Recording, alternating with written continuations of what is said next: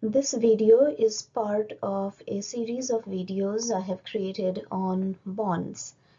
The other videos in this series discuss valuation of a bond, calculating YTM, etc. In this particular video, my objective is to look at real bonds to understand the amount and timing of expected cash flows.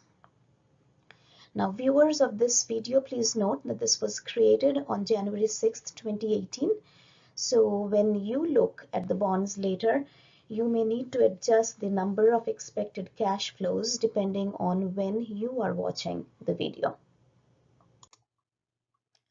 As a student of finance, you know that the value of an asset derives from the stream of cash flows that an investor can expect from holding the asset. In the case of bonds, these expected cash flows are the promised coupon payments at pre-specified dates, plus the redemption of the face value on the maturity date. When you calculate the value of a bond for the investor today, you are looking at the present value of the entire stream of cash flows, and these are discounted back to the present using the investor's required rate of return. So in other words, the investor's required rate of return determines the present value of these expected cash flows. On the date that a bond is newly issued, as per the terms of the bond promises its investors a stream of coupon payments and the final face value redemption on the maturity date. Now, if you are trying to value the bond on any other date between the issue date and the maturity date, all these promised coupon payments may not all be expected. Some of them may have been paid out already. So in order to understand this, in order to distinguish between expected cash flows, which contribute to the value of the bond on the day you are valuing it, versus the stream of payments that were promised on the issue date, we will look at three bonds. The first bond we will look at is a newly issued bond which is yet to make its first coupon payments. So for this bond, all promised payments as per the terms are expected as on January 6, 2018, the day I'm creating this video. The second bond that we will look at is a bond that was issued in the past but will mature in 2018. For this bond, only one coupon payment and the face value redemption are expected standing on this date, January 6, 2018. All other coupon payments have already been made. They are in the past, they're history. They do not contribute to the value of the bond today. The third bond we will look at is one that was also issued in the past and will mature at some point in the future. For this bond, some promised coupon payments have already been made. They are not expected anymore, but some residual payments are expected as on January 6, 2018. So that's our plan for this video, looking at three different bonds, understanding what is expected and therefore contributes to the value of the bond today.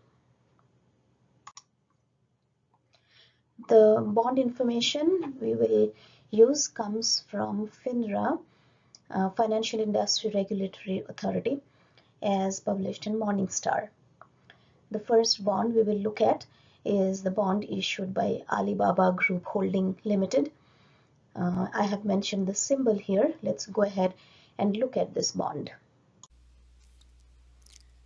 The bond issued by Alibaba Group Holding Limited promises a coupon of 4.4%.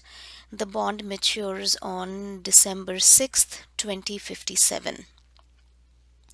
Scrolling down this page a little, we see that the bond was offered on November 29th, 2017, but is recorded with an issue date of December 6th, 2017. So issued on December 6th, 2017 with a maturity date of December 6th, 2057, that's a 40-year bond. The first coupon will be paid on June 6th, 2018, and coupons will be paid semi-annually. which means the coupons will be paid on June 6th and December 6th of every year from 2018 until the bond matures in 2057.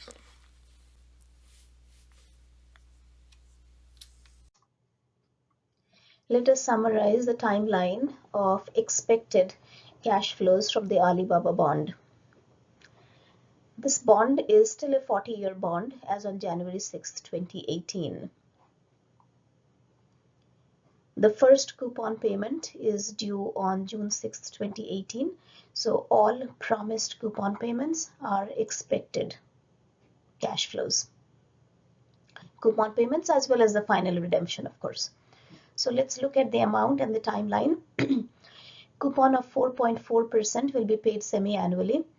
4.4% coupon on $1,000 face value amounts to $44, which will be split into two payments of $22 each every 6 months. Therefore, a total of 80 payments of $22 each are expected, plus the redemption of face value of $1,000 on December 6, 2057. So this here is the timeline. This arrow denotes today, January 6th of 2018. A coupon payment of $22 due on June 6th and again on December 6th of 2018, repeated in 2019, 2020 and so on till we reach the year 2057. In the year 2057, on June 6th, the investor will receive $22. On December 6th, the investor will receive the final $22 coupon plus the face value of $1,000. So this is the timeline of expected cash flows from the Alibaba bond. And again, to reinforce, because this is a brand new bond, all promised payments are also expected payments from this bond. Our second bond is a bond issued by Citigroup. This is a 1.75% coupon bond that will mature on May 1st of 2018. Citigroup issued this bond on May 1st, 2013. We will look at the dated date. That's the date that's recorded on the books. Issued the bond on May 1st, 2013, matures on May 1st, 2018. So it was issued as a 5-year bond. Of course, at this point, we are already on January 6, 2018. So it's about to mature. There are only 5 months remaining. The first coupon was paid on November 1st, 2013. So November 1st and May 1st, those were the two coupon dates every year for this particular bond. Standing here on January 6th of 2018, there is just one coupon payment remaining and the final face value redemption. I made a small error on the previous slide. I said this bond has 5 months remaining until maturity. It really has only 4 months remaining until maturity. So again, summary of the cash flows and timeline of expected cash flows. Summary of cash flows, coupon of 1.75% paid semi-annually, 1.75% amounts to $17.50, split into two payments of $8.75 every 6 months.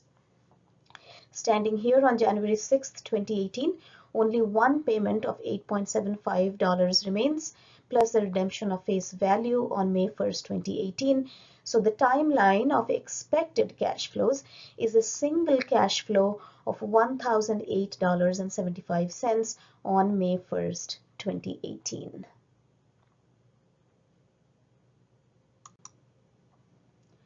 Our third and final bond is a bond issued by CVS Health Corporation.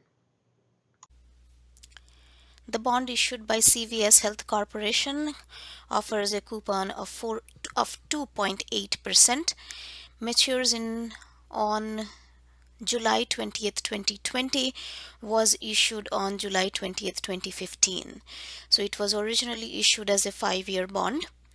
It now has 3 years remaining. The first coupon was paid on January 20th, 2016. So January 20th and July 20th, those are and were the coupon dates. Because I will talk about one final thing before I end this video. At this point, I would like to also draw attention to the last traded price. Observe that Morningstar or FINRA report these as percent of the face value. So $100.10 on $1,000 face value, this is $1,001 last traded price and the last traded yield.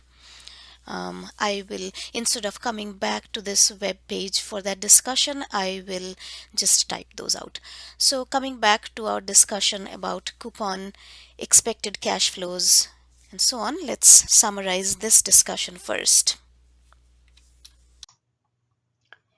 The CVS bond was originally a 5-year bond, but it now has 3 years remaining until maturity.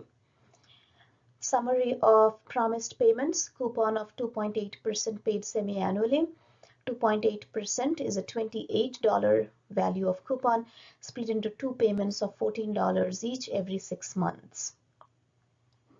Now for this particular bond, the promised number of payments was 10. It was a 5-year bond, semi-annual payments.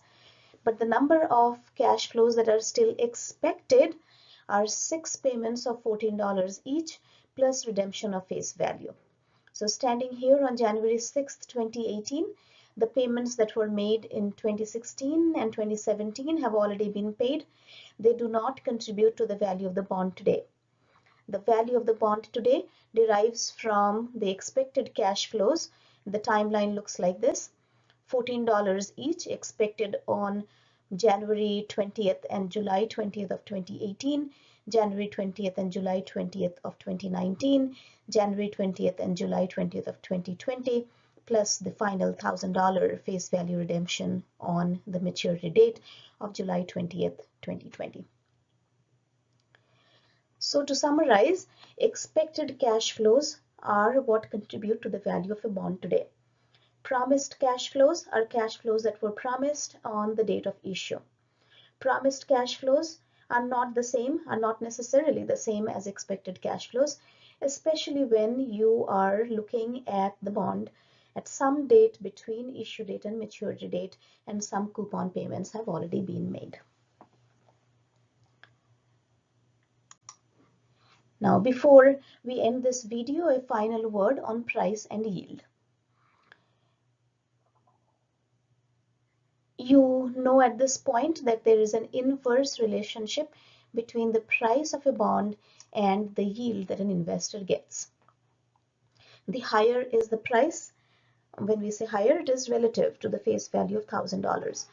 The higher is the price that an investor pays upfront, lower is the yield that the investor gets compared to the coupon rate, because all the coupon payments are based on the $1,000 face value.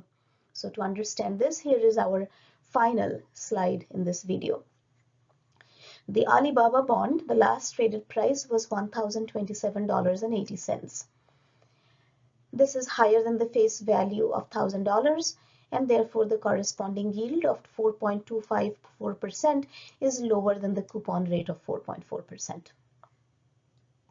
The Citigroup bond last traded at a price of $999.60. This is less than the face value, so an investor upfront would pay less than $1,000 to receive the coupon payments that will be paid off of the $1,000 face value, and therefore the investor gets a higher yield, compared to the coupon rate. Yield of 1.883%, which is higher than the coupon rate of 1.75%. CVS Health Corp, this was the one I pointed out just for reference while I was on that web page. A last traded price that is higher than the $1,000 face value, resulting in a yield of 2.759%, which is less than the coupon rate of 2.8%. And that concludes this video on understanding expected cash flows from a bond, and for a brief period, understanding the inverse relationship between price and yield.